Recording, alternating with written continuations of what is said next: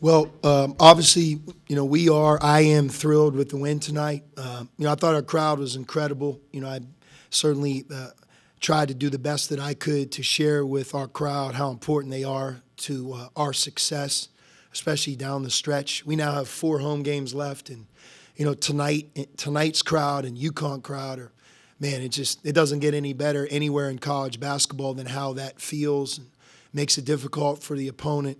And I just want to thank our students and everybody that was here tonight. 8:30 on a Tuesday night isn't easy. I realize it, and they impact winning, and it's one of the many things that make Xavier such a special place. So we really appreciate tonight's crowd. In terms of the game, there's a number of things that really stand out. I thought on our end, Marcus Foster and Dalen Swain in Zach Fremantle's second half, all were just outstanding. When you look at Marcus Foster, he had 13 rebounds, 10 of them on defense, 17 points, and he went 3 for 3 from 3 in 27 minutes. He also used a lot of energy trying to guard Peavy. I thought he was the best player in the game for stretches, and it's great to see him bounce back from the Creighton game, be aggressive. He had a good week of practice, and it's great to see him play the way he played in tonight's game. Dalen Swain continues to grow and improve before our eyes. 8 for 11 from the floor, 18 points, 6 defensive rebounds, but 4 assists and only 1 turnover. His playmaking, his driving, his defense, it's a lot of fun to watch him develop and grow and to think where he came from, maybe from the month of November, in and around Thanksgiving. It's night and day. And Zach, he's solid. We don't want to take him for granted, getting double figures every game. But I thought his efficiency in the second half, timely baskets, being strong, really helped us win the game. Our biggest issue when we played Georgetown the first time was our rebounding. I thought they beat us up, and I don't mean that in a derogatory way. They were just bigger, stronger, tougher, and it was the difference in the game, a sign of things to come for us. Tonight we rebounded. We had 31. They had 24. They had 3 second shots. They had 3 second shots in about the first 5 possessions in D.C. So something we set out to do, we were able to do in a big way. Having said all that, and look, I probably also want to tip my cap to Dante Maddox. I thought his 2 3-pointers were timely. They were pressure shots. It seemed like we needed somebody to make a play or make a shot just to get us to the finish line, and he had 2 back-to-back threes off the bench. But I think that, the concerning part, or the part, what is it we could do better? Obviously it's our turnovers, but it's how it feels at the end of the game. Georgetown scored 9 of the last 11 possessions. It's hard to do that if there's no defense. If we just went out there right now, went 11 possessions with nobody guarding us, I don't know if we'd go 9 for 11. They did it against our crowd in the last 4 minutes of the game when their backs were up against the wall. And they didn't do it by second shots. They just made every shot or drove us, and we fouled them. And then, although we were smart with our timeouts, we got real shaky at the end. And you start to wonder, like catching with 2 hands, being able to not fall out of bounds, being able to break a trap. And we're working hard in that area. I wish I could be better to help our team in that area. We should have been able to finish this game not 74-69, but maybe more like 78-65. Just by going to the free throw line, taking care of the ball, and getting a few stops. By the way, you can't set a press up when you miss. So we had to go against their press, in essence, 9 times of the last 11 possessions. It's tough to do. I mean, it really is. And to feel really good about the game, I'd say that part of it, that's how you lose games, when you have a lead. And so we'll try to learn from it, be better. That's something that's plagued us from the season opener against Texas Southern, and it's not changed in game 23. It's the same. You called a timeout there, 9:37 left in the first half. You're down 19-12. Just was kind of a sluggish start for you guys offensively, especially. Just what did you kind of tell them in that huddle to kind of propel them the last 5 or 6 minutes to that big run to give you a halftime lead? Georgetown has proven they're a very good defensive team. Sometimes they mix their defenses. They didn't mix their defenses as much tonight. But Ed's team is very good on defense. I mean, analytically, if you look at what they do to teams, they are big, they are physical, they play with great effort. Their size on the perimeter really stands out. And I really believe this.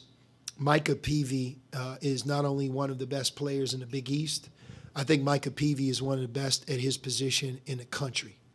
I coached two guys at Arizona that remind me of him or him of them, Rondé Hollis Jefferson and Aaron Gordon.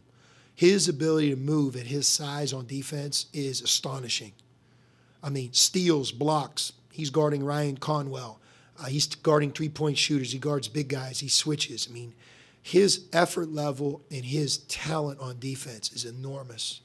And then, offensively, he can really handle the ball. I mean, you look at what he did to us. He was 11 for 19 from the field. He was the best player in the game. But our guys are trying to attack Georgetown on the first side and too early in the possession off the dribble, and we're not going to be able to do that. Their individual defense and their defense in general, you have to break them down to create good shots. And we went into the game, I think, excited to play. But our offense worked against us because we tried to force things and go more one-on-one than allow team play. Some of our best plays in the second half, the ball had movement, we set screens, different guys caught it, and then all of a sudden we freed up the advantage. And against the best teams on defense, you have to earn your way to a good shot. So I thought we were really confused for the first 10 or 12 minutes of the game. And we didn't look right on offense. We tried to talk more in those terms. Is the way you're playing now, Sean, sustainable for the rest of the season? How sustainable is it, I should say? Meaning? Obviously, you guys want to make a push towards March, get some serious momentum, win every game remaining. How sustainable is the way you played tonight? Is it a sustainable way to play? Yeah, I mean, I don't think we played great tonight. I mean, we played well enough to win. We had great moments, but we've been at a very high level the last 3 weeks. It's just, back in reverse, if we go through it, you watch St. John's at Madison Square Garden. There aren't a lot of teams going to win that game. We led for 37 minutes and weren't able to finish. At Marquette, very difficult to win there. UConn at home. At Creighton, and I think the level of play we've been at now for about 4 weeks, clearly that's sustainable because we keep doing it. I thought there are times tonight if we would have played a little bit better, we would have maybe been at our best, but we weren't able to finish. So, but to answer your question, I fully expect us to be at this level for the rest of the year, and quite frankly, maybe hit one more level, and that's where we're after. We have a group that's highly motivated. We have a great home court. We've played some really tough games in our conference already. And we have 4 home games left. We've got to try to win every one of them. Sean, with the way that Dalen Swain's picked up his game on the offensive end, has that made it more difficult for opposing teams to match up with you guys? Do you see them having tougher decisions, whether they want to put their best defender on Conwell or Dalen or anything like that? Yeah, no doubt. Sometimes Dalen can take advantage of his matchup. I thought he did that a couple times tonight. But, I think we, on our end, have to put him in a position more often to be the playmaker and to have the ball in his hands. He's making too many good decisions and too many good plays. By the way, he gets fouled. He makes free throws. And, his assist, his ability to see, he's taller, so he can find different players on our team. And so, when you talk about keeping your level of play or improving it, one of the things that we're trying to be aware of is like, what are the things that we have to do more often, maybe or less of? I think the more we can involve Dalen on offense, I think the better team that we have a chance to become. He's playing, and he has been playing at a very, very high level. Fun to watch his development. So, Coach, I have with me here the official Sean Miller bobblehead from Extreme Fans. We just wanted to get your critique. What did they do right? What did they do wrong? Is this championship level execution on the bobblehead here? You know, I'm very proud of it. I thought the fitness level of the bobblehead is right on from the neck down. I love that. I have a bigger face, which I think they captured. Some have said I you look think- like Rick Pitino. That's on that. I'm a little younger than Coach at this point. Yeah, but I like it. I think they did a great job, and I'm just glad that that we had a group of people that came to get it. So yeah, I'll take one home with a lot of pride.